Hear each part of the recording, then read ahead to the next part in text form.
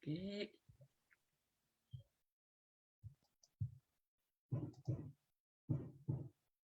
Okay. Sa nimbula nakabali po na siya mamay.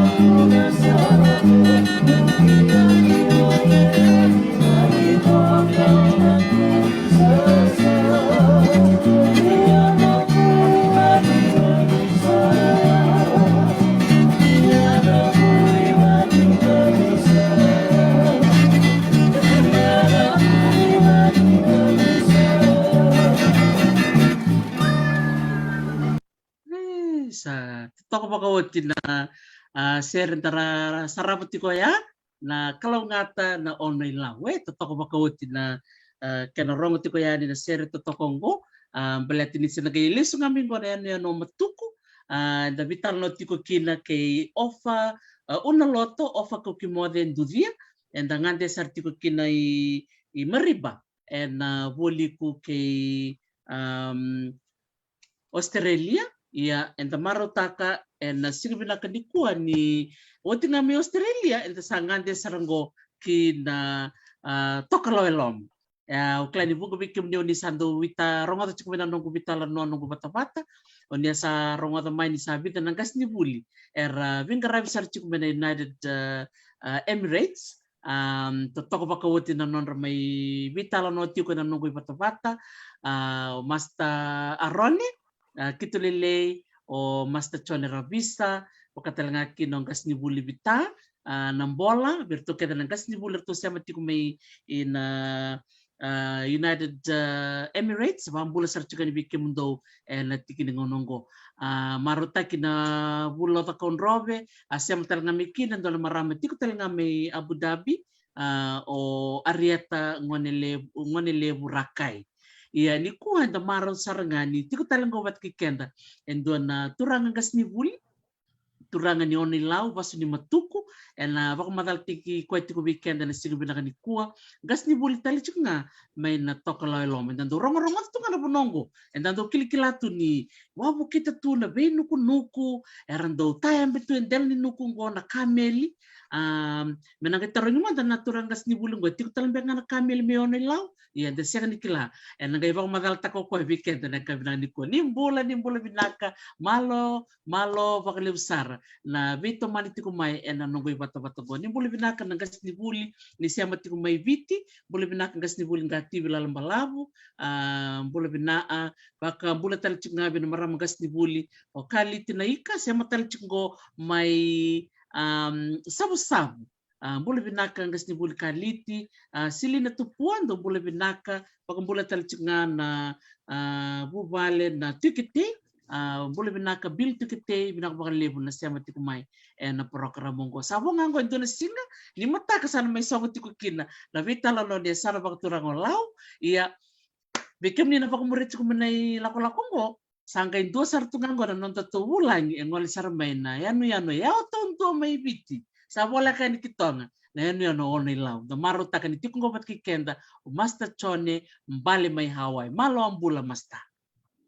Malam bulan tadi ni berlakukan kan Indonesia mati mana wata-wata bulan nasional ni kuah bikin menyalakan mai viti maliviano lamun edin gomerati kila lambil liban ni vital na wata-wata gua wakin bikin menyalakan ni mati mana kana pun besi rupura uni di gomerati kon lambil liban ni vital mongo tamandak na sang gotson yang paling mai Hawaii ngon ni nukuni mayono yang lau nunggu matanggali ko bukani au basu i ngali karua matuku lau na nunggu turang itu tumbu ya basu maramana tinan ramai da kaun robe mai sama-sama mai tabioni na maram tinang maram ngali karua mai matuku na matanggali le bukana basu tel ngai matuku na koro o ya roi na dokati totoko bakawati na siya tiko ni viokan yan singo binaka ni kuwa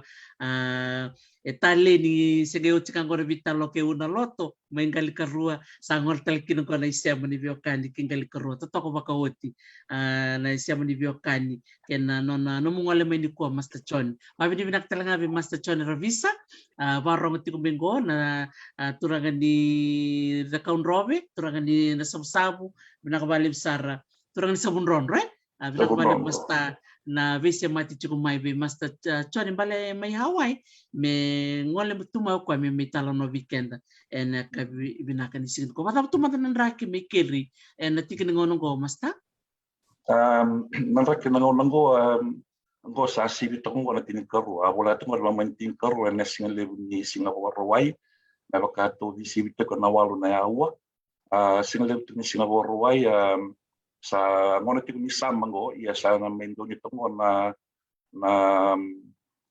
maliwan ni na ngono tiku ni win ni busota sa boro mai la boto kango na sa bakla tanong ko na kata ia siang sutsar ni batang-bata sutsar me bakata le mo na vese bro win tu ni to kalo loma sa pa ngaya li ndalili wana bongi ia siang sar ni bakile bakile na singa da bakla tonga na kata yang go sama ito sa to ni imbuin na imuri sa dapat lato may nakata-kata na vida na sinanggo vida ng bungin ko na vida nga nabula minggo sa napakilay-sar na kata-kata bi bakanan rakini ponondo ato totoko bakawati kimam sana matalaw na rong italan no bikim ni masta muni na talo takamay na nung ni salitu na bonongo re bakawatu kuniti ko liu niliwi kimam kim na sarap tumbek nga na yalo kimam na ready tumbek nga na so na magazine back siya na mo na libo-libo iyang ko basta bunga sarvi kim ni nangon ito kini saling gas ni bulitu ni sa kakatakat tu ko pailate Kuaranasi, makataki arieta ngonilibwe, saling kiti ko na tampanin ni climate change. May bikim doon na tokalalom. Totoko ba ko tinta maraw, ninta ready na nonton ngoni tuki, nabuno ta panganta ngolikin sa dalito sa binak, nabuno ang dalaki bingarabikin. nakapakalibsar masta. Simber ni daw na rikaya ni nabital na membaleta na buno sa sema ti kumikin ni po daw na sukalis talimanda mo na bak madal tak talimanda na no mususu takimay ni sa tukun mayan na munisia may nukuni bak mbula sar ti kumikim ni kana sema ti nukuni mayon ni law malo ambula binakabali na sema ti kumain tamaro takan ni kuan ni sema sartiko ki ono baka tapa na puno ni susumikin ron ni talo tak mandabikin. Bila ka tokati o ya usuru ka susura ke mai da na tiko me kalambo go dawalu na vale dorto na itoki ngele na matan porwa to me kalambo ena non ralo ma ke me le maroro to kina na ngole me yan au susu to me ke me na me kalambo au abuli tela na kalambo Fijian school na ngona ya may nakalasindu aqui na Walu. Eu dokati na bikambalet ti Kalambo, berarti ninda sustu mekin sa mata tau toko toko ito ki voyan no kaya kamakawa o di sa lengayan niya. Iyo. Na undawen ni naratu sa kuna Memorial School, oli toma na kinanunong fomo tolu bataki na fomo wa. O ti dokati undaw sa ren na Central Fijian. May no sorry. Questa sila central tico na nango dar nyo lebo kata para na nunggu fomo no kina fomo bitu en ratu konda bolego school may London. Santin. Oh, so to kana bibisa di Cornibuli dun to may lamaya may Kalambo Fijian School may ratsukuna sila katanga kinebe ratu kanda bolego school. To ko ba ko ti lebi dar sa machmingo o niya buli batang be kamay rabakang bulati kumay nakapakalebo na bito kon chikmay na ni Robitala no ni kuwa kay Master Chone bale may Hawaii. Wakatapmada na no mo buli may Kalambo.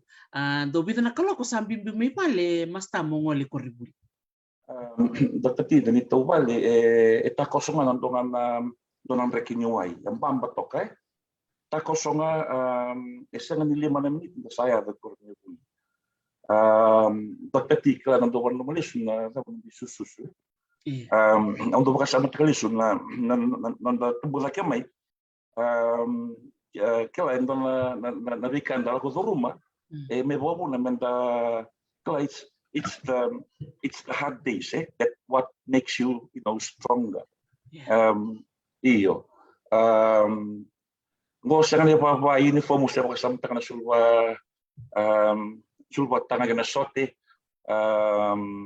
da lakuan la komai bunga ngauna vola ka tunawalu tanga itu tako su ni Cornibuli ya gotok tati ano do vingar vale na Cornibuli ndo buli taki Cornibuli bunga ngauna matalailain gendo bitu au sando video karon para kene wase la kana buli taki ngai mekawe ni mur ka ni buli ni sawola kana walu ngai dongir yang na ngona siya mga taki na narona sendi na tul na sendi na 5 na sendi ngai dongir na walu ya sambo bitu ng $1 walu ng $1 na ngauna ya sa araw toka au tumbo la kemay nandon bakasama ni kasana ano buku ni business ni kalalay Ecuador to marama tinang gue vale mendam bulat tukina itu bola kemarin nonton saya na liva nanguna ya saya di na bensin ko na di na bensin daw pa mo tokti iyo ya isa waktu ni nonton bulan nonton so nonton bola kemai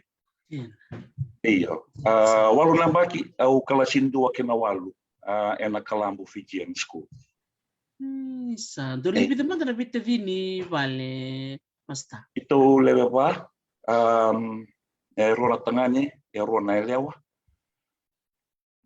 maya o kena ka tulu ni tangani ka tulu ni oti sa na kabna kabalib sar nagrede na sa sang to kanina na kena bak sanggar na kakan milaki bolitaki membora to kina siline tara tukun to mengo Amelia Wainingolo pakataba ng butong gereng-gereng nisa siang tu matan di baba na kay buto gereng-gereng na lago nakabali mo apa kung anong boto niya ba dokti iyo sa kami rutin tu ni bula na racing ando sukay na buli sa tu na itabi na muspatetan mo sabay ngani na waruta ka na yaya ni bulbul tak na sing tarapa so na sanda Oke bata tunga na buli leso ni so na kay baka sam takalista lang dila ko ko kay ando kurubu isa na may ava vai ke na punifikan dalam rumah. Ya tikitu ni bulan berarti dari ni roki na bulan ni mata bubali go dokter tik tung bitalo ta be ya tala naman. Itu wa bitalin kita ulele wot bitalin ng utah ke mi tiket cuma tungo mi kalam. Ya salah kata tungo pati ko nang pangi ko sa bisin misi nangunang go Kim do batal kim do bital nota kana ngod ni buli. Sa ngol ni sa seriki. Kim misanga do tombal na leva ka kon na ko sa nandawat ko nangunang go. Mengandiaran nandawat. Ona se bibin dong utukin. Na base le kita utok ni buli kim min do la usubut na tatako siragya na leva kan rivi na kuka. Nakanga raw ni takia raw kin nakana kim le auta tumay. Yang mo sa raw to kin nakana. Kim ya domingo matale kim sambium du bonga ni bulangin ng bongi tawa kinu sa tombal itu pai lawa tombal do bela tu ni bul makau ngoring nepani kim takos na budi bai bele bilangere tombal ni nepani sebi boleh bali ni India ya sebi awa kikina si seno non tawa kim sana do tombal ya ni wara kitu mendo machi kim sana do ya makama ngoring na takan rivi nanti ni machi ngoring na bi bindong lolo na bi sosolo ngoring nan tawa iyo Oti alisu maya dora lomar tidiki mami. Erto sana mi wasi ando na kana ya nan riwi na kuka lain go Dr. T. Nabi kra kemre raw ni lauka na kemi ko tetumay. Kem do tal no pang nangon go. Kala don era endona buli binakai. Nampak bula kemi misaba rota tu nakaka nan don mata bu bali.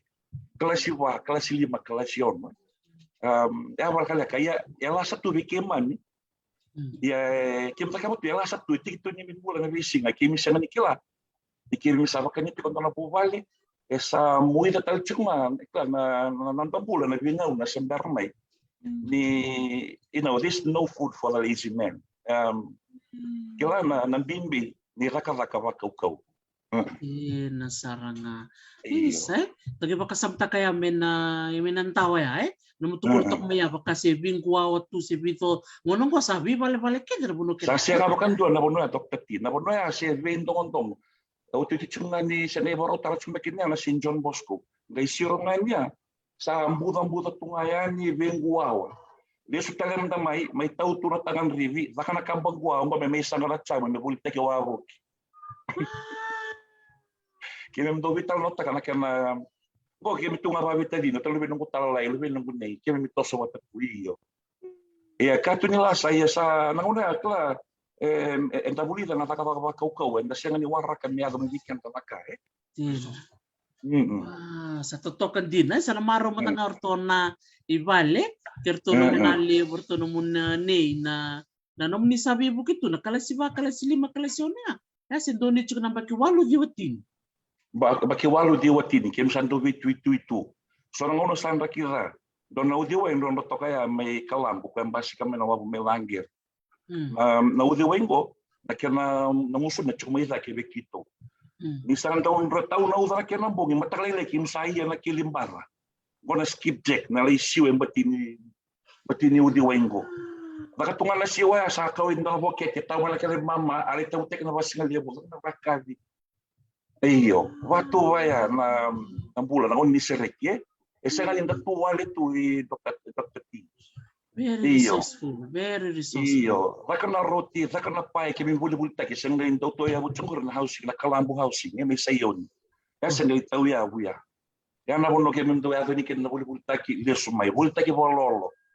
Waktu waya na bulan na una Dr. T, siya nga ito na libay-libay, sa kawala kang makabot ya nabibuga nga bilang kami kintiniki mami matangakin na gito ako kitungaya sa Nivali sa internet ya may bakan mo to kuno chikumiya sa ngona ni sa takati ko na muspateta na musbengan sa lakupat tunga kinabulle sonye ya kendaray na ray rambay lewo and ni ray na namuno muspateta chikaya na musbengan ni nabikakaya asa tikit sartil chikani buli sa nabuli sartil na ang tuwasan taga Dr. T nangaw sa lay fomo wakin na saya do vio mo ito nararawali mo baka usasya na ni biabuli wala tama kaya sini kawit tagiti kunyo sa waron tambe na Fiji Junior Di ba nga takit yung ando na din ng benisini?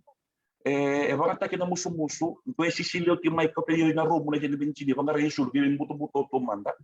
Raka na kana, doon ako na kinamikana kina, buto-buto tu. Raka na musu-musu, awaran mo ulit na sinang taraba. Nangaunang ganyan daw yato may kinamesambo ba yung alalang din ng benisini, may sarili tayo naman doon. Sa tatara may nabiyang mo dapat ikinawawali. Au itu kado sango na santo na pakananan. O kaya na tau sa baro na benefitoro ni fijunya nang pakilbo. Kaya tokti bakalak nangaw sali fo mo baki na. Au sa kilatungan ni benefitoro ni sanse na tungan dona ka urawa to sana sen tungan yun na pas. Au sa value yutu. Ia au kurambui ni tukunya may new cigarette.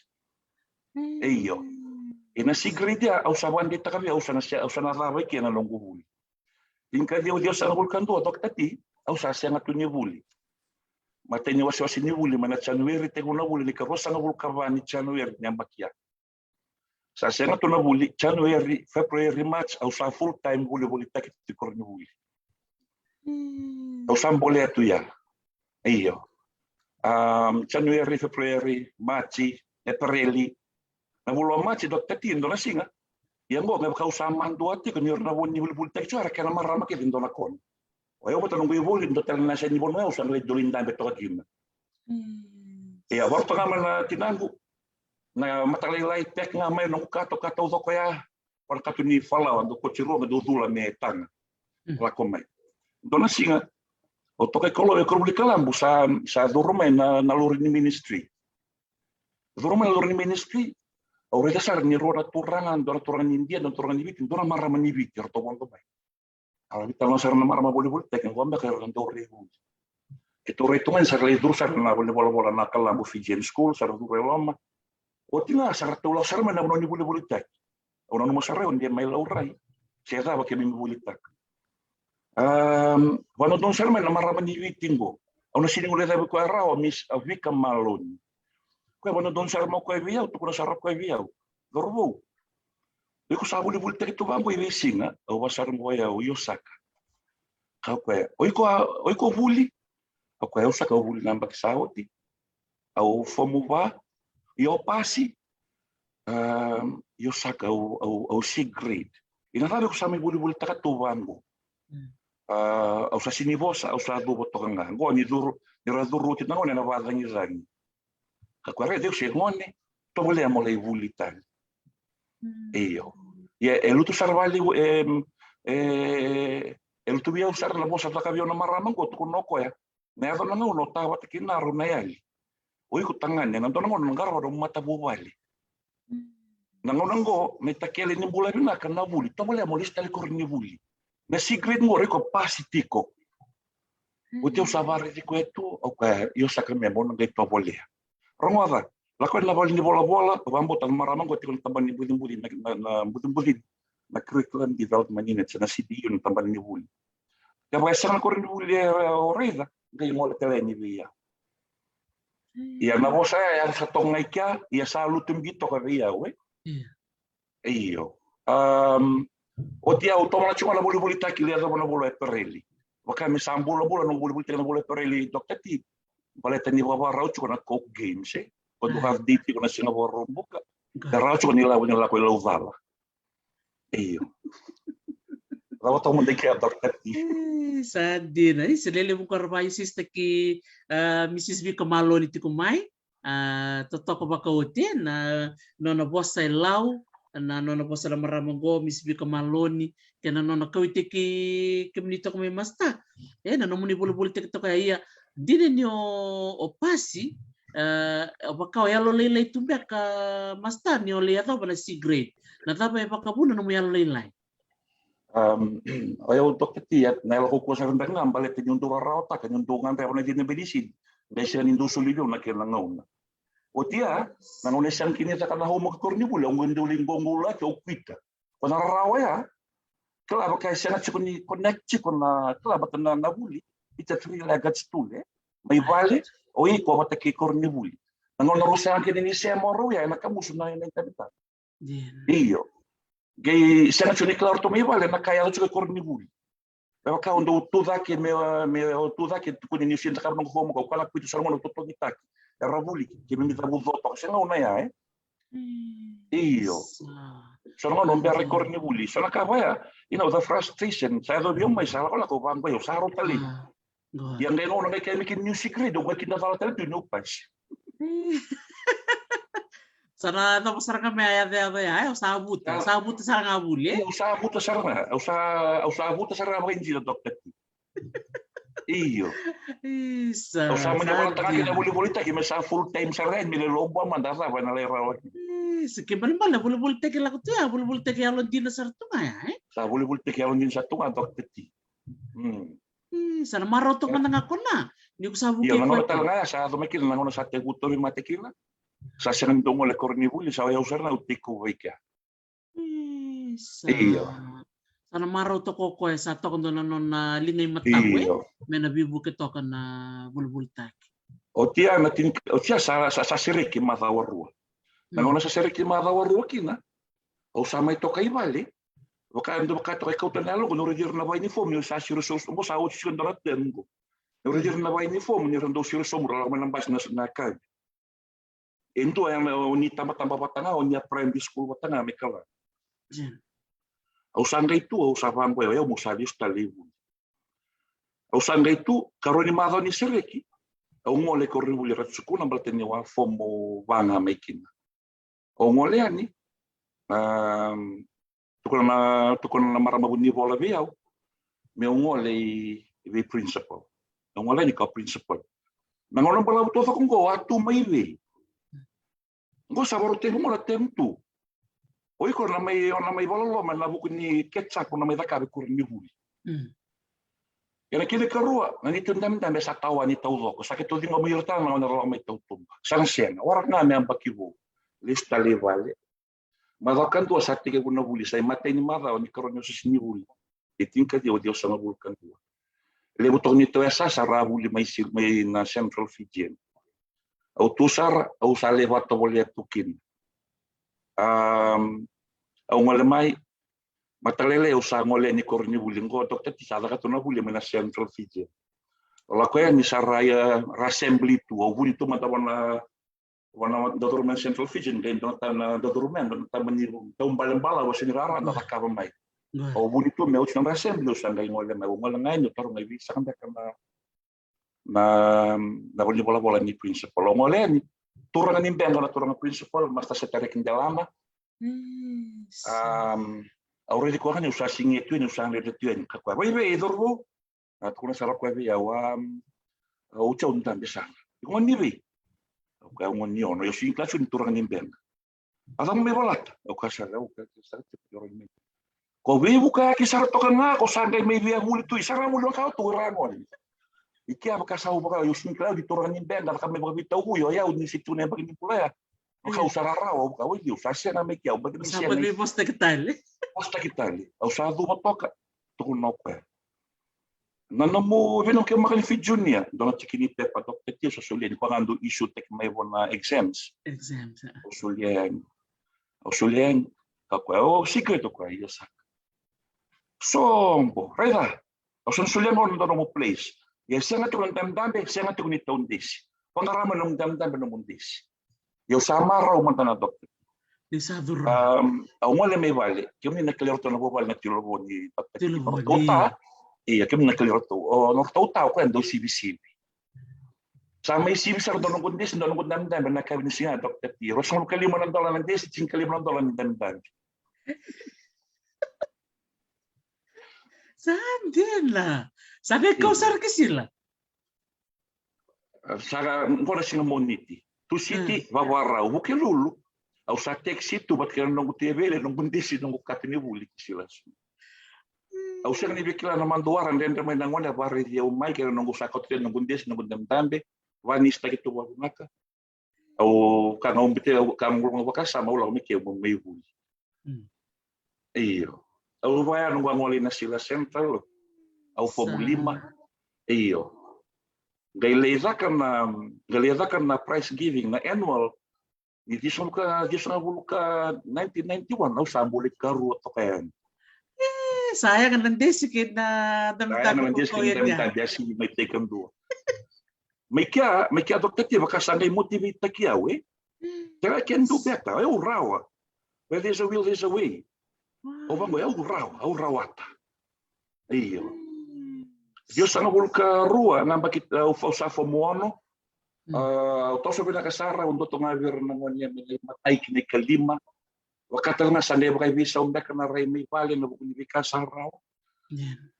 May kaluda ni may bola ka na bulan November. Tehu ni bulan November usah may tobi mate wadur kini bali ni pulau. Adi teba kena bali pulau minusori. O tobi mate na may kurni buni. O tinsar di bali pulau lewi suba. O may duru bola kini o may bulan ruotu. Au sukay bali au sang ni bitaru. Iyo. Dios sana bul katol baltan kan ni laurai ni makabila kami na media na annual. Au ngole rat konda buli di school. Au sali dingo mikina. O babina kami kya sang dai tandola na bikatum beso. Kau nanu manyiwasa mai lava kosokina. Daban fomono au pasi au daban fomo bitu au pasi bina katalanga. Mekia dokter ti baka sandai lakin navaban din na nayangan ni buli. Kina bonua and the sali ato kina. Iyo. Senta gara dia antona pono ilele lomaya la kumikina na yalo lailai Yalo lailai. Bakau bakilani bakau sang suci ni kau itiki vale. Ia pana lutu sombaya sanggali bakali tantola na katu bono mula ko isila. Tantola na katu bono mula isila ya. Dari nabi bakabau timai be principal Iyo. Untuk sini boleh kabar untuk orang yang benggang ko, masta steri kindalana, yang orang tinggal miau mena, oleh tiba kini dokter tini dia sangat bulkan dua, dia sangat bulkan dua sandai bisa Mesila Central High School. Waktu tini yang baki na dia sangat bulkan dua kena Central Fijian Right. Iya. Sandai Sila High. So 1992 Sandai Sila Central High School. High School. Andina. Ya waktu mikau sandai ngoli ret kanto beliau. Ratukan dahulu. Mulai ratukan dahulu, tosu pernah kesarikya, dua dorti ko dokter ti na showcase, nangunaya. Dua dorti ko na National Gymnasium pa sa FNF Dome. Nangunan ni na do na secondary school, sa mulai na primary school on na career expo, na showcase, na wir na kampanya do warta kala non rivoli na taro kavaka. Right. Iyo, Dios na bulu ka ba au molit tuikya. Angko na wawak sertungan do pontongan basi ron basi ni fomo bitu kina bitan fomo no kin ngoli to next po FNF National Gymnasium Macau.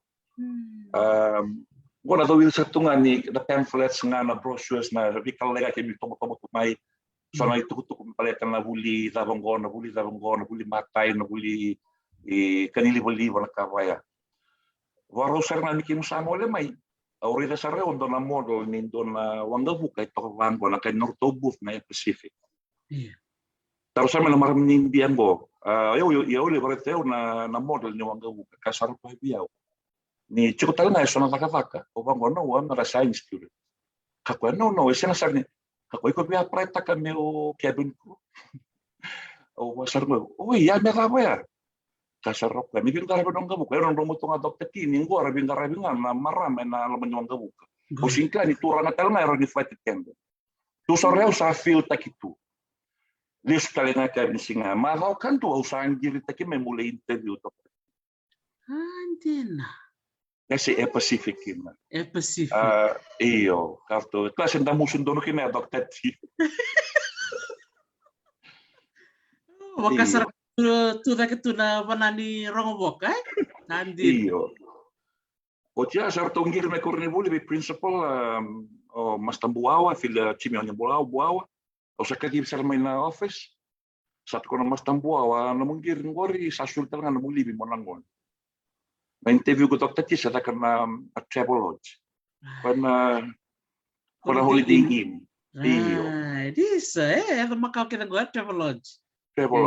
Iyo. O ngoleani. Goto kati o sa interview o chungila ko may vale. O sa may vale kanong kuna na ko may takaba. O kasarbi ko ni may interview ka pa. O sa hindi na sarangan gori. O bang ko yo wato ulit tungan ng mata sa och kito ala ko may nangon ni Career Expo. o tu sanggirian.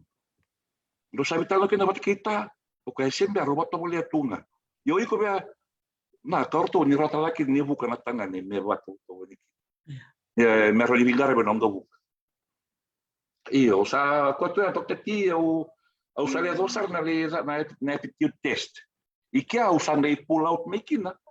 Wasala via winto na nungu ta o mastavavu tukono ko via oreza via o nebina kaza ke eu supply na bulunga sini buli eu supply bina kaza ke via una kaza kango mana kaza kango iyo mastala isavavu o ko ento tal na nungu ta mai bukani mai ono ilau artovi watini arto matavu vale ngasni buli tavu probability que erto nangoni iyo au sama ni viso to kina no watilawa mi usa ngolenga na bulnas ni buli au apply roto in advanced college wat kina loto ka teachers college au dingomi ro mekina ia usama ni undingi takanga na la koi ilau toka ena ro matalanga ni no tango kuno ko via ni nangole advanced college na no na it's a bit competitive because you have graduates from FIT from USP era la todo que ngas ni buli la ko ngai LTC ko mo na usanga i meuli ta ko kina na buli ngas ni buli me lo to teachers college na dio sanga bul kalima kina dio sanga bul ka ono dokter ti andina sadra ka utari ta kana na mutal no ti ni ko na no barorong wir na weka mu ira rangkas da ke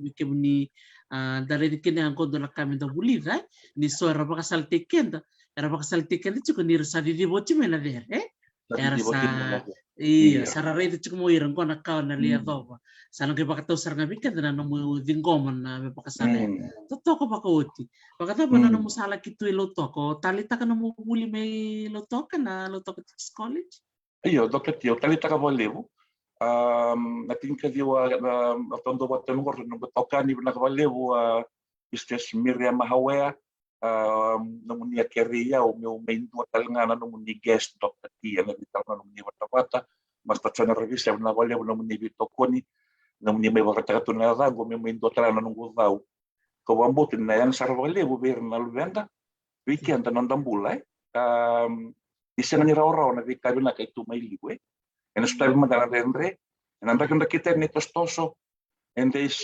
light at the end of the tunnel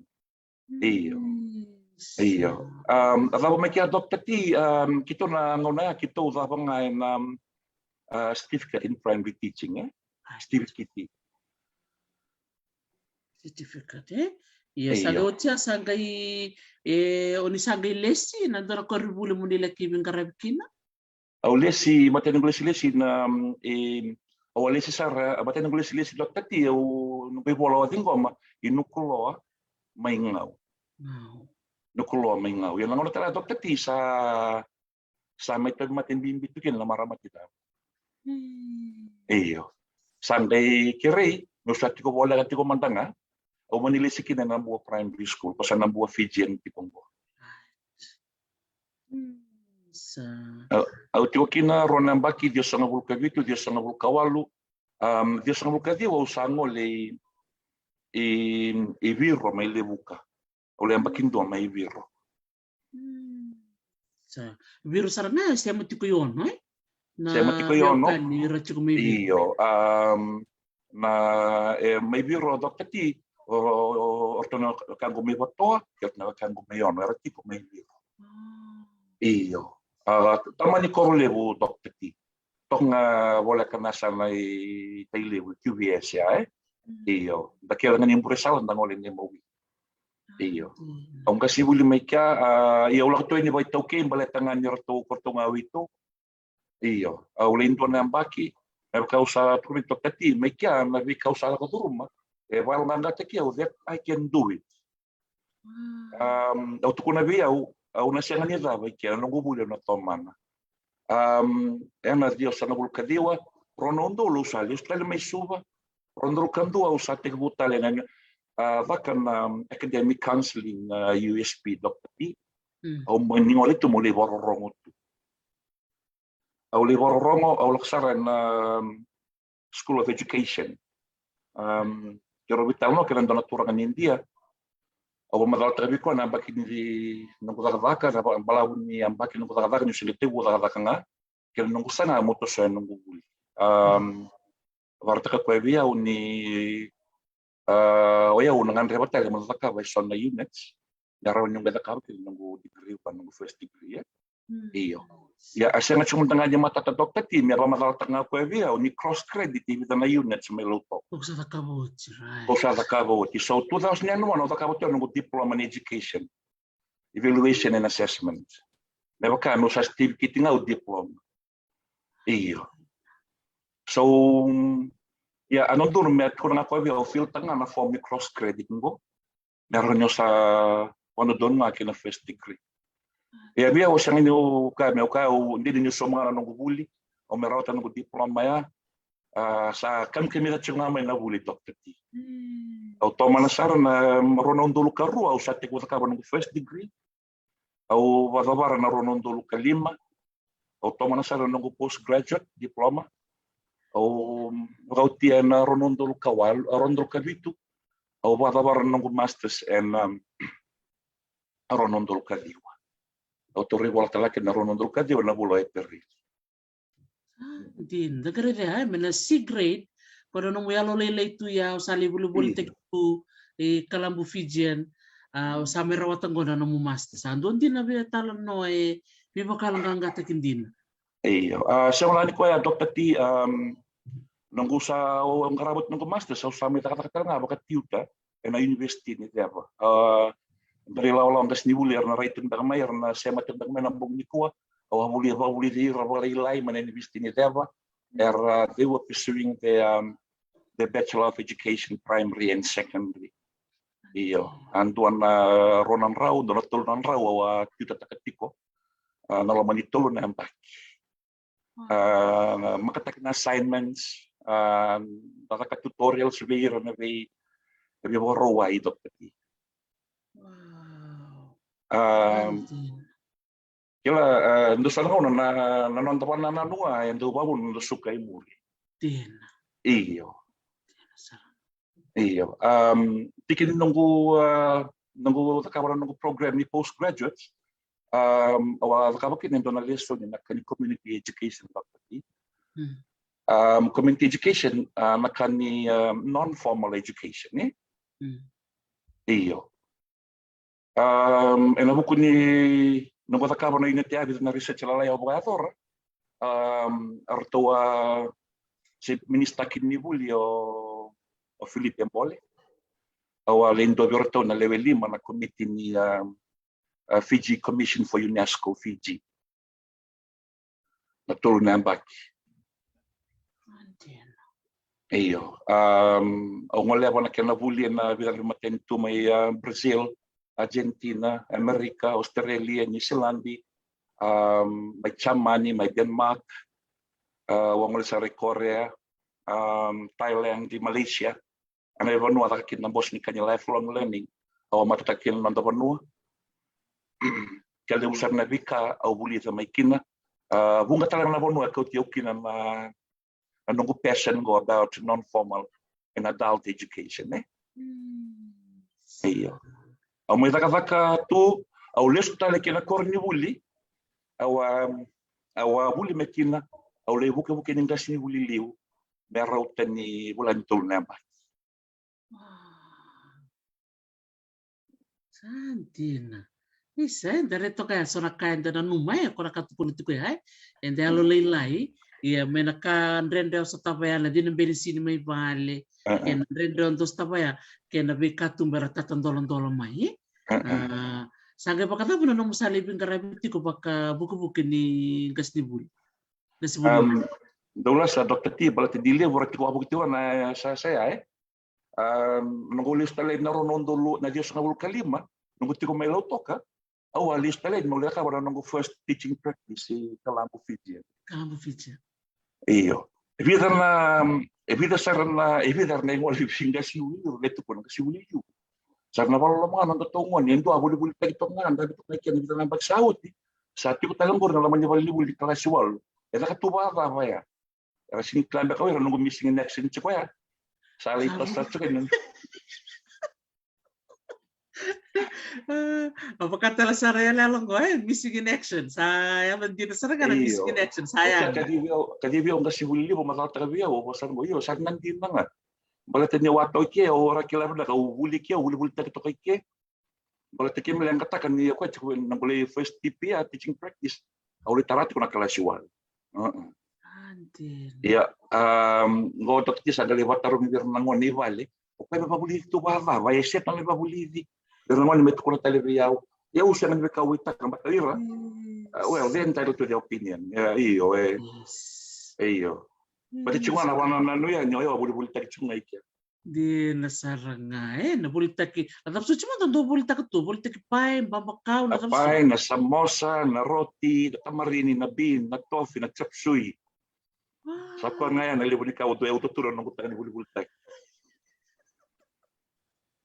Sarut mertarog langon eling kasi langon ngor turang ngor ko nga do bulbul tik sa ray mo na naribe ka ni bedi iyo o teo sandali lius tele mayo sana me buka ng kasi wili na korni bulia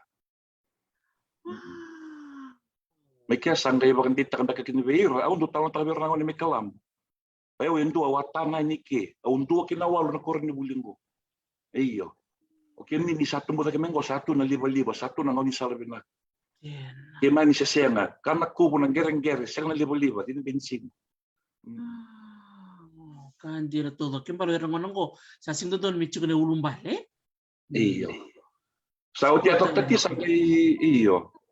Na Dios sana buluka na tingkadiwa na ronon dol tingkalima au ngil semen taban ni buli orto bangarati ko endo malindo re buli mengarabikan dabu kirutuma sarto recyorto leve tolu orto bina kata mo kene kawa na interview na lang na sinatara au basar gosando no au interview dokter ti manin no kina na dingin au sama ni ngolikan daw ole ngara wana no niam no lima na ambaki dokter ti meni bina ba kan lev kan daw revuli au ngara wana tolu na secondary school Richmond Methodist uli se secondary awaki na kavala na Kandavu provincial may kavala may ba. Kena rosa na bulu kadiwa na kena primary school sa ni wili kena sa ni bulu. Iya. Wata kena do na secondary school merotuma kena vana kena primary school. Au living garavi kina. Sandi no talita kana limunan bakia?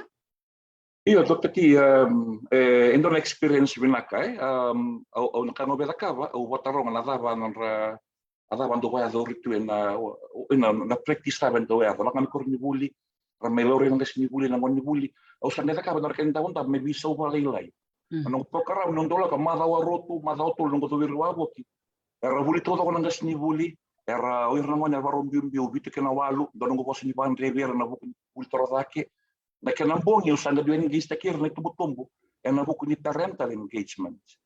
Nafaba imbindiki na itari ni tubutumbu na buku ni buli. Na buku ni wanana no wasanga ni buli mai aureza ni lebu na tubutumbu dokter ti. Ya baka sa italan biuta kitungana ngoni korni buli. Sa bakato ng gasli buli masali may bodwa bulivi. Sa sena ni tlair no itari mai vale. Tondo tubutumbu na tubutumbu dokter ti. Na itobo na ibaraw ni donangoni. Esusungi ni vale. Nangas ni buli le tomana ngai korni buli bat kena kanibuli. Education begins from home. Yan na motto may Kalambo Fijian School. Totoo. Nakapakalaw Kalambo Fijian. Di na saranga di na masta. Kakiriti ka bumibal. Iyo.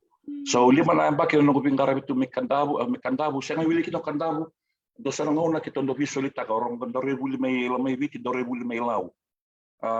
Tabi mati sinde oso. Au kutodo ko ngau. Nung kit nando na secondary, di na kena primary. So nung may koro, do na kena secondary, di na kena primary. Gando sa butsi may law todo kung sa narakatang ko dokter ti kautiyo abo. May rotuma. Gando to ko na may ngoni ni be se di na ko rosa kila na kati. Balete ni dalako kina, dalaka kina, damo de kina. Datumi kina nando na ngauna Iyo. Saranga. May lebuka, may motoriki. Totoo. Sa bata man nga iran na leon di Banua ni rando ririkim ni na rebuli na naman nindo yata yani sewir talangan nanggas ni buler do maraw nanom ninto yatean. Erando maraw Dr. Tim baletan ni baletan na Eastern na puno kita yung karabiki na sa taban ni bulan pakalaw into na puno it's and then na ring karabiki na batan ni rimbayaw na kornibuli. Limo na kornibuli siya nga to na libo-liba. Siya nga so siya nga na internet, siya nga na vitartara. Sa din ni rimbayaw Rimbayaw na 4 education divisions sa Maybiti, na Central, na Northern, na West, pati na Eastern, o kito gendre, balik ni Lebutok na yan, Rimbayaw. So nung na Dr. T, nabula sila ni Lubus, and Lubus na. Tabu kinawanga, nang nakira, nabuli yung garabitan. Eyo. Tao na isulo man ni Buaket, and taong bali. E nabuko ni kinasanay menta hoti wala kornibuli bar ni dalistal may subay. Marano rador may kanta huni utombale may hunise ara sinibambo tawandu. Wow. Iya. Dr. T utombale may hunise na koro hunise. Iya. Monsolo. Iya, wakando may mataso na namara wakando sar may hunise. Alam mo naman yung bumili. Ya waktu ya na isal waktu itu di Bingarabi. Iya, batin tala ka enda talit takangan yang tala mendangarabi. Iya. Ya ko ni dolan in opportunity ke o waktu boleh tu. Sesember ni daro lande may na talong ko no numina. Ngai bakata ba nanong sa may Bingarabi tal chukik kalambo. May Indonesia boli na Bingarabi na. Nabuga may Bingarabi kalabu Dr. T. Sama ilang na kinoko na bakiro nundu. Sa daw ko ni nonong sarawat na mubuli kausan sa iyo sa iyo nagulo sumay kalambu nagumenga sibul kalambu iyo unto niya may patuloy sumay lebu ka ulo may kalambu na bakiro na undo lu sibula kinoko ikilaw ko nyo sa amin kasibul talika nabukin nung sa may lamber talento tuwa bubun kasibul liw kaya nagumenda rebuli sa sengan ni Donio ko. Sa totoo ko ba ko na namudo bito ko ni tuen tagarit kanya bir na barong ti kumay na bakan din tak ni sobe ka weekend na barong ti kumingo and do talay tumbe kaya mentali bulu-bulu ta kasi dalim bitsin ko may sa dalat kibakan buwa kasi tapos so che tukuni bikat menta takaw ya tikisar nga ni nonda buli may balik. Siyang wala nga ni buli, lang ni buli. Buli tarchuk nga, na tabi maliway, kinabi ka kinabaya. Masta? Hindi na Dr. T. Iyo. Kaya, iyo. Obe siya wala nga, may kanyang bola-bola, di soil ako durmati ko, nabi tumati taong ko, vango. Because life has taught me that, when I'm down, I'm not out. There's ways of getting up and, continue from where you left off. Also. Kaya, iyo, that's not the end of the road. Around in the toso, iyo. Ako mo nung sasanga mo na ronondolo kalungatin ti kunike doon mo tokan indo ko ang gitiyo sa rawali ko kuya. Iyo wambuta no dun mo siya wala makawamba ka may kiwa si tingko mambe kono na kerkervia ut kono pa wala may kito bangarandas ni bul. Yo Dr. T dia ka usi wala mo maro bataya local classroom sa tunga may biti. Right. Au sa nga bukan doon nakataka na international school, bala tala korang gulo tu pinang koyaw, o kaya American school. Wow, tama din sa lingkoman na bisurit mo sa ngolen. Iyo Dr. T, au bitang nga doon expression of interest, au bitang nga doon wala kere-kere, wag na to, wag to. Iyo, o tingnan sa rato, o kinadala sa utakaro na sila no to reply no sanggay ri dala nung Gmail o sanggay ri to reply. Sa itong bitaman, tikinsingan yung interview kina. Ano maraw na tara ba ito kati? Skype interview. Skype interview ito kati. Nabikasar na ukilangan, baletan na curriculum, nabukun ni Buli, o sa mata pati kinabitang ito ko isuli ni ke, kinasala orang di baka pinakatagata kita. Given the chance, no ngolmay, au iyo. Awan po, tawag sa ba na ito na singa sa ratong email tala ni Sierra o niyo sa may TQ. Sa kwa sa nga, Dr. T. Wow, Wow, berarti nirto ang kas nibuli rto may talno ilyo nung kupata-bata. Kila nirto durian na kornibula international international suba sa international nandi. Nandi. Yeah, may baka nung nito kung chupo, kaya siya ka ni durian na international o nito I have no na experience mainstream of school. iyo. Wow. Kaya ko no mo chikino yo kamo wala mataro chiko na interview mo na Wimbeck. Iyo. Skype interview nga may mga niyawa. Iyo ni uch na interview tatati. Waka usa kilandi ba kitubia o niyo sa interview sa nga ba binak. Matasari ni ba kilanga may interview tagi chimo dan organisalan. Iyo. Kinanto na mara man Amerika. Provi interview tagi mai. Ya via una kasar nga ukila autukun. Iyo. And I'm being very, very practical na kautukun iyo. Nakausa da kawa Nakausa da kawa. And iyo. Sa kwa sa tsunga tatati na ngole-ngole ko sa may tikon kinanggo na United Arab Emirates. Totoo ko coach. Nampak kita po sa bukakin mo sa ngole ni Kir. Au ngole may nabulo perili. Na tinikan doon ni Singa. Au sa bium mai. Sir, naura nampak kita Bruno dolu kabida. Rondro kaliwa. So na. Iyo. Di ba sota, perili na katini kama au sa may tekiwo. Ito nga lang nalaka-laka sa may sabong kasar na yan Sabi nga ng resignation sa sangasar. Sa sangasar nga may balat ni bika todo ko sa sumitutok nga ni ke. Isang nindo na kain da sa uma Dr. T. Ano mo visa no may bondo on kila may na airport au kila may Abu Dhabi na kultura na ke. Sa wawa to no ton likot ti kumai kila no mo wale. Sa tolawe to no mo nazamu kina nazamu. No sa la ko may tutu pa iyo. Sa pasara Dr. T iyo. Sa katal na sa realo na vital nongo may na boli ta ko na Fijian. Iyo Dr. T. Wata kinalitan na bendambe. Kinandis. Sa totoo ka din Rusa mo $5 na sa Indesi $5 na na sa bendambe. Au sa litiga bukin na Central Fijian School. Wow, totoo kan din. Yan mo bing garabti ko may gorikere o talitakan na nabi garabi o nakabati ko na kornibuli? Au talita ka bali wo Dr. T. Au talita ka bali wo na nabi garabi. Havia may dala ko may baltibakan niya may duin na kini wala may viti. Nevaka au sala ko turma may waya na taban ni garabi may viti. Waka ngas ni huli, waka veluta kinan don kornibuli. Waka vingara waka daure huli. Nandin daure huli ngo Dr. T. Nabis ko ban korni huli na redaw ko na kana pangatak nila ban korni huli na ko na free education grant. Kena wasi na kena pasende.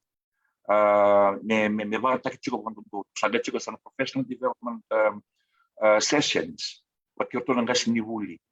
Nabikava Dr. T. Sada chiko talaga sa nang vivir nangon. Eu sangue extend ta sa reno eu. Biti ko nung wita vivir na tumutubo as an important stakeholder in education. Just to empower them because ondo to kuna vivir so biki mi nanda biti ko na kavingwa na natutuholong ko rabitak na tuholong ko indaringeli. Andon do mi angas ni bu. Sa andon mi avuni wai. Andon mi kami angasi. Ya siya nga ni tawdo ko na bingara wala ko turuk mayan. Ya okenda nandon bulan na tamata. Ida sinra talin dalis talit imur. Nakakan nakakaba. Nekako talin lito karo takit talibir dan lumenda nangonen da sama ka balik. Iyo. Eva tu ba nunggu wananan we? But no, because we have our own genes. Iyo. Ya nabika na rin niya siya nga ni tawdoko. Ya nakaamdan no man naleba ka matagubale nekotal niya nila ko duruma. Orto na lubing ko nakaula ko duro. Balita klan tanong na ngoli Brazil ngoli Sao Paulo bakit na may Brasilia andon na boss ni na 6th International Conference on Community and Adult Education andon turang Paulo Freire tugon ko ni levo na ngauna o kenda na bakasama ni siya nito sa kiliw at kina masama o sa tungay kya it's a myth sa tungay wa maya ay tubuza ke mai onong gutaya do ke ay talaga uyado ngai Kila? So, they were na bosa, they need to be demyth. Me kauli da nanu iyo na niya to go through the process of demythologization, to demyth and to be conscientized of their situation. They have to come out from there. Iyo. Ia na rai wata me me banga taki no da vonu Eso tau doko tiko na rawaka ia na priority ia valati. E baka bimbi taki tiko na kaya sinundo ng bimbi ka na kaya ndon ng bimbi siya ni baka bimbi taki tiko. Ay wachika na ngurai baka usibe na baka ni buli. Iyo. Ike baka sa tu na kaya sa tau doko tu Watakin na kwa bakatin na kumay tuike undo mo sa tubutubo undo kaya the greatest gift a parent could ever give their children is the quality time. Iyo. Kaya ando watching usando visi hindi na isa wala mo katulad ng bakit sa nato ni Sota. Usando o vosa tiko, o vosa tiko no lubengo. Ana buku no kita lo katama viroto. Dona ka do hore do yao. Do so na ngauna sa ambiu tu may nakama te wale. Biutu na TV, biutu na program gore, nam do movie sungore, dala ko na wanu. Nangauna batin na yelo manibale sa asien. Nakamati korwawili tukin nangon niya. Tula ko na mo ni Bosinika. Iyo. And then dangay may react ko ni sanday adon na lenda. Iyo. And do tikin ng parental engagement ni tumutum. Iyo. Education is a process. Esa nga ni ndamakutungan da karon da buli sanda siya. Iyo. Metomani chiko Io metto mani. E mi dave d'occhio andava a candela con loro mai, mi cotel ne metto carota che tale vero non da mattina na luvet. Da sava mata buba. Io, ma da kunci ko wana sparale andava a wuki ti konga. Io. Kanti na saranga. Kaya mi dava ko tani mi kita. Baka to weekend to get out of it, Io, just come out of it. Io. Batava kana invece tu muda che mai beter nangon ni. They learn from the environment around us, from adult around them. Reza ngona kaya baka bimbita kin ngona kaya facciamo le buone ususweni kin. Inirna to da che mai ya tala na casa na toma na tiko ngai. Io. Ora non guana na ndo waya Dr. T. Na buku ni vuli sona nga no ndo ora na raingwa na raindina. Ele usa tsunga mai tonta pon. Io. Se non toma ni bimbolili na kana ka to kun chuka na kanda do me liu. E sambi chuka muri kona kaya me sambi chuka liu sabi sautu. Iyo. Dosa lang non tuwa kasanta kan doya dosa na stage ni nung tumba kami anta wasa chukma vaya. Sa lumber nga nakani bulbultaki nakani nasota na kay loban mata bupali. Kutya sangala law sanga do ka wala nung homework. Yo sa nga ya na homework ya. Usado barto na nung textbook sa nung ibo law sa kay butali. Samot tu. Iyo, matalile yung badilikwita. Iyo. Saya do nga man na roda usa sa nga ni biabul. Kwento kaya na tempo to kaya usa sa pinul na sa nung sa tal no metal no tak ni ko sa tal no bul tal no serangani no mumbul o sa mai la ko do ruman rende kaya kimem sa marau kimem tali tak ba libu na be ka me wasi ni ko lew serangani tum bersama cuminggo tarir ba libu na no be wasi no mo basa ba dono o tukul seranga ba dono bira na tum berciko na barang cuma na bukan ko na bimbi ni nonta beauty na kada doon may liw wasi na ngaw na batkir na lubet. Na that quality time will never come back again. That quality time is iyo. So mga Dr. T, and then may tubikan na iya, we tubi ang nakaw rin yung beauty. Your presence is very important. Kila ko kaya niloloma lebon duan-dua, pero yung sulyan na tumutubo pilo na nanonong ngaw na ba. Kasi siya nga to naman ko na lebon nalaman niya mata buhay. Dahil ni lebon kaya ba dur na baste ni suban, go. Bata ni sa libaw ngay kaya tiko na sota le na vanua. Katiko wa bota eliu Jerusalem hindi dala ko dito. Be ba to ba na concept ya dok. Di na sarap. Iyo. Todo ko mas. Ole tani na wanana no nikau sa orang ni lobe ni sa laylay. Andi na todo. Kwan si relay talaga naka doon na mulmulum bentua ni si relay si ni Moivi Moivi. Iyo. Sa totoo bakot. Yan anong sa chingko na United Arab Emirates ni Cornibuli ni Merika Cornibuli sa international school etapa so nakao bulida tal may virtu na bukan di bibaka bulida kaya bingkara bibira nangon nangonongo wasi nangon ni COVID rani wasi mo tamay baka dapat tumanda nam do ta kabuli nangonongo nangonongo Dr. T kita bangat ya sanduin-duingan na bukan ni Rika itu merau ni bangataki na pandemic go nangonongo kita Cornibuli kita synchronous teaching and learning gue balik ni buli iyo era buli menemoniti kina singa lotulebu era buli ba tawir na face to face kair na tiko may bali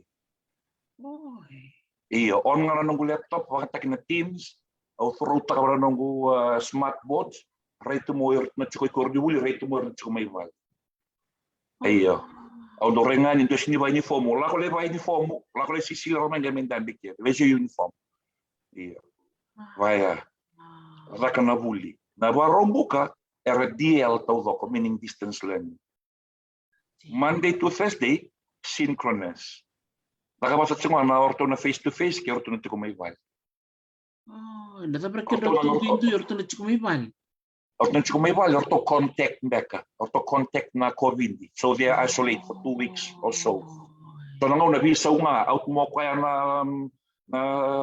lakamay lakta ni do na kanay wasi val sa tawir chunga tawir chunga vaya iyo orto na chumay vale orto activity yang biu nga wana siso online na o sentang nga na iyo na patapatan ni bulong nga wato kan na siso you send that activity online aso nga ni vale ra bola sa may kya senta kalis tal may vi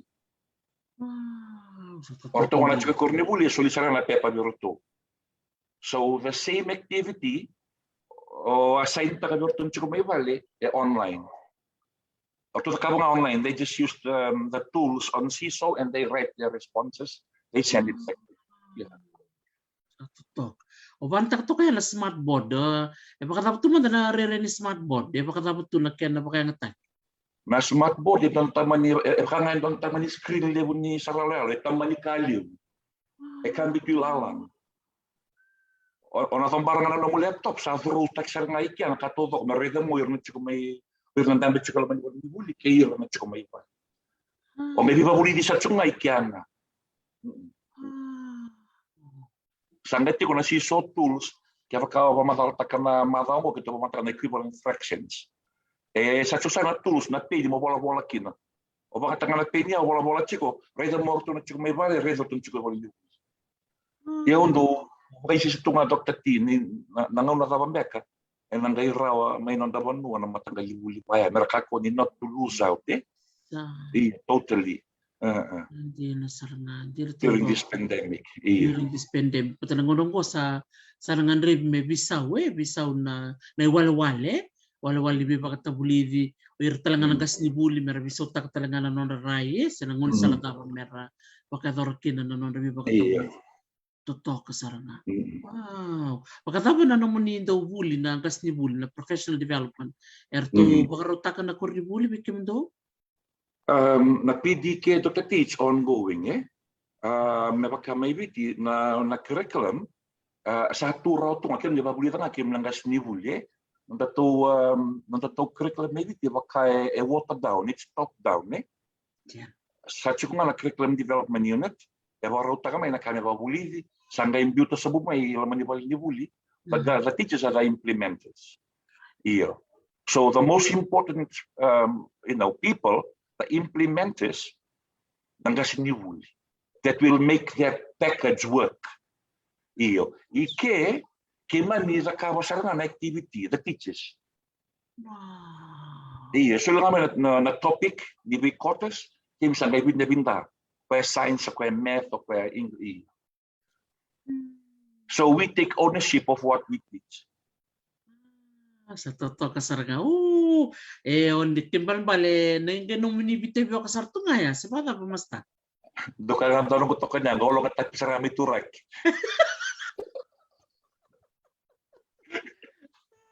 Sa totoo ka din. Saro ti melang mga nibitay siya kasarto kain. May, ngol may masta. Siya tayo doon nakatao. Yan bali Arto somo namu visa, arto somo namu bondo Mundo kena bondo. namu tiku-tiku mali chuku kena namu ngolian.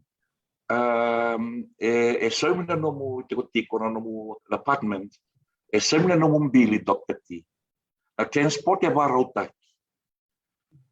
Sangai may tax free na isaw. Oh, satu toko baka uti. O sana kere mata katal nga mikito sabu kaya dikit. Satu toko ba uti. Teman kalau nggak terlihat masta Ni sora taro te mai viti per ngas ni wuli. Au sa bande te kan ni vira kero kan ni tarongi so sara sa sangat penting mamai ka tu ni kira somo na uman di was ni la wuli bol ka vira narva ka sama kina bakarua Bata saban don te ngai vai vira. Nala ko mai ke siang don ka kiri mi so. Andina. Siang ni tu ni kina merna menanum da sanga menda lati vira siang. Iyo, siang ndola ka so minala ko mai ke.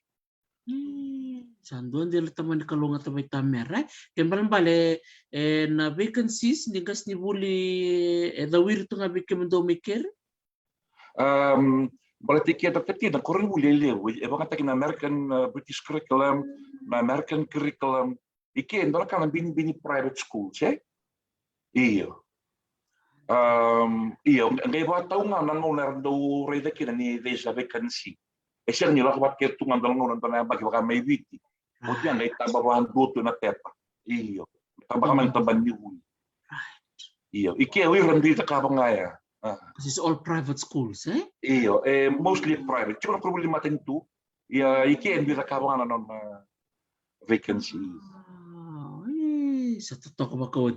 Rong binakan din kami na rong italo ni kuwa masta kaya mitali taka ni listali na nung tal na taka nung bula na kami kalambu ir talaga na vio kanera siya mati kumindukon na kanan ramarota ni bula binaka na siya mati kumain bula binaka ng dambea bula binaka iba bola Paul lo salinin bati quarter to siya mati kumindukon ng gas ni buli may Mongolia bula binaka talaga nita sakit bito ngabi boleh binaka sandin don ay lalaw lebu ki master aroni kitulili arto siya matal chunga mini kuwa kay gas ni buli kaliti talaga nahika siya mas iya isa di sebenarnya ni medaba ni darubitala no sulital tundal ngon bikim ni total na kaw ni binakata mo ni wasya kena boss ni bibakan rembeka bayar peka na tabangon ni nanon ding ni takataka siya wir na tumbo soarang gas di bulit ko peka ngonong ko nangan reba mera bisa manta na panua bisa peka na kosi do manta na ngubos Nabika nakadagtati kawan na po sila sala sa ubyawas yang anak ni ko na nandor wata wir na lubenda kawan ni siya matik manaka ni ko nan bimbi ni wuli nan bimbi ni wuli wir ni tumbo ke nan bimbi ni ngaravi tabi na wuli karongan do na kau en da tea en da sama kana vingau na ka ko ni tumbo me raw ni se kavua na esena ni da sa bitu tungayan ni da sa mula ba tanggalin nama ka nang ito na huwa ngay muri ibe watu waya dokati na kala watu ko wata iyo wikini na kanda ni siya matik may nagambong ni ko may viti ya ka viti ko ni sinawaro sinalipin sinawaro ngo na Arab Emirates matunggo ng dua lelibu sa sana ti kumay iyo tu baka mo ni nataro mai kaya sana kay sa ni matak bikip ni na buku ni sana ti kumay bambo sa lelibu sa somo na motar na buku ni sa ngamay ili mo talaga na opportunity ang dapat Australia New Zealand karaw ni relay boboto ko leto yeah I mean there's no harm in trying iyo kaya nakinikarawa na nandimbi ni no mo toma na no uli bambo te kaya kawaya to beka nga kaya to beka na Steve Kitty may lotoka au na siya sa niya na mo sa Tokyo ng kunikwa nandimbi ni dale redalesu it's worth every breath na kawa karong maya sa nanguna au buli tunga balet na kami din na musarawatan ko sandiawam iyo nanguna utite chicken na may USP do nanguna original na ngoni buli may enroll na ng kalasi Ore vango e soki le sar na na ngasuni second ngasuni primary au sando kalo greda dorbi kilai na utkal na kala songo dorngali soki tama ni tutumba kila karto mas jona sa choi ke hiko to sin clavando no iko nga sa mekango kare de claudo kanando ka vir des e sin dona ka engrenri e kana ni bota bolia where there's a will there's a way io o si vi kita na sa wala sa nilai kamusu na mata ni peni saya tanang ngono saya beli boleh di bibliotek na tawelu to mikitale sangai tostal nila wala iya but it's where you know it's very rewarding na buli iyo ya beka dokter tina beka o sea vir na do vir na se mati bana kami ko bikim na marama kurang itu tumbu nan bimbi ni buli ndar kama dan rava dar no mati ko na buli do solongona do biwali vir to na vir tu butum au stand on da beto bango ore da bango ile bunga na marama duro na hol marama renin do nga se ro turanga mai muri au do bango au e ndo re no ka veda nango ne sin mi lubina andu lubi tava takina e se ni tabi ni na andu na ka na parentin teki ano mon rota e bate ni korni buli e klach komoni ni toko ni chume vale ve ke mon rawo kila sono na mentality wa man da vi so tak kila iyo malati ni ngona le lava ki kinendo nangoni na pride kina mara ele nina kalia buta ke saranita iyo ia ka e kan kami de ka anda la ko baten nda uri tau dole bulan londo ka obi rek tongo wala di terus na bul na marama roto kana kena tura ia ko kana na lista kana bi ka usah ba tau na prayer asa ba nda ko mi how you prioritize things in the family iya kata ko ko di na saranga to na kabimbi mer ndo chiko talaga na tama na non reveluta ke na lo muni bale reto ko menangoni reto ko menangoni ready town na ndora kana mara we di rowala mata na parent teachers interview na ka na roko tekya ngori but ndoli vala li swemi do biningoni na doreza potando do non la kana tonto kata kana no kutoro ya no kumanele waya na maramati na dole bango na rando matande ni tunga iyan la dorida e siya na to ni taudo ko na toko ni wakatama o siya kini indusia na role ni ta wato waya na bu because for me education is a shared responsibility sanjina todo and we need to have meaningful involvement in education pakano no sa sumingo sa holingo bingo. When I say meaningful involvement would mean na numungaw na watakingon, numureda na kasarawata, namurubita lang na bisina. Iya ba?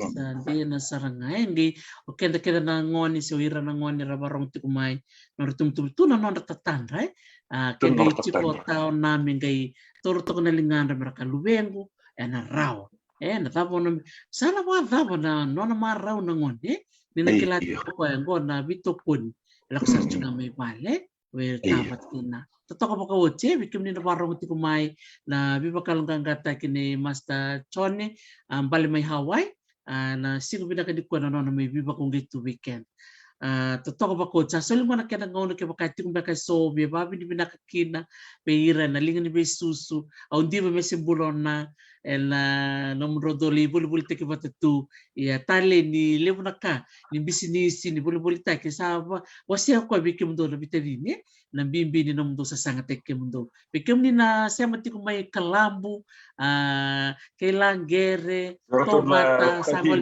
na mo dokter ti orto orto community ko nando na dito somate orto barro matong kamay orto kalam na orto na may talano to kuna chingwayo ayo au salong to di ba bimbi kim do may kalambo na mundo songo to na akademi kuwa wala ni na tuyan na buni matabu balik ng garabi tayo sibi ng garabi buli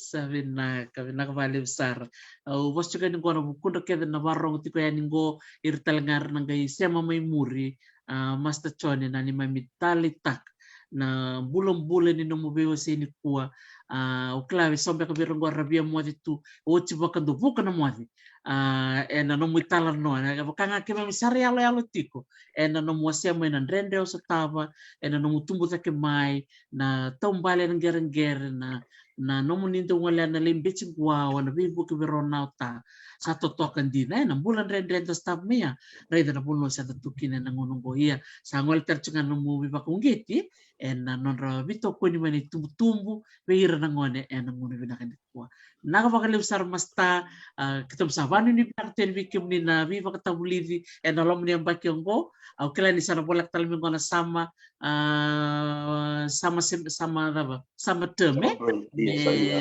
nonton ngone ni ngande ona ngande be biti tapi no meni tubu au sesarat na bulo chula itu kiti ke pakai tau tiko na $100 tiko na na vibu kayaki ya sabon ini bina katu ni na wati ngango na libina taksar au na no tiko me ngandi totoko bakawati bani ni binaksara na no mutu ni biba tabuli ke na no ngande kibanua ono ke to bole no ke bitar tartalen total na ngona jam kati ko tali sono nom total no na das ni buli may na loma o santo la butun no ko bata mo na listal may bina ba live star masta na may bita no tuni po malo baliu ngai mo to teti naka baliu salolom sartian naka mole baliu madamanda sa totoko bakawati na nanta siya masartu ni ko kina United Arab Emirates and tokalelo masarong rong binakadina na non talon to weekendo Master Chone bali may Hawaii babi ni binakabi kas ni bulimiri Hawaii binakabali talaga bi Master John Ravisa and non Ravisa mati may bulang ito ko weekend and silbi na kaniko toka na non italan no tangoli ki rotuman tangoli ki lau ki kantabu pagkatanga kina may biro klani rabarong tsumbe kami gona biokan may biro sa on todo mo ni rimbe ngone ni na turang marama ni bono bak turang o nukuni may ono ilaw ni dona no mo ni ngone sala ki binga rabit ko tampani ni buli may na United Arab Emirates binakabali besar bikim ni na siya matik kuwa o lolo masara ni bali bikim ni na pula tapang ni siya matik mikin nakabali mo na bito ko ni may ni mataka na wala kaloka ng buwang ni kapo ni talata ni sana may baka tabari tiko kina na bula totoko kaya bula totoka ni sana baka turang olaw tali ni sige ni kuwa ni tangandi ki matuku baka talanga kina ki onay law asaba ko matukan bikim ni Kersara nakabali mo na naman ni bito ko ni asaba ko mariani ni madama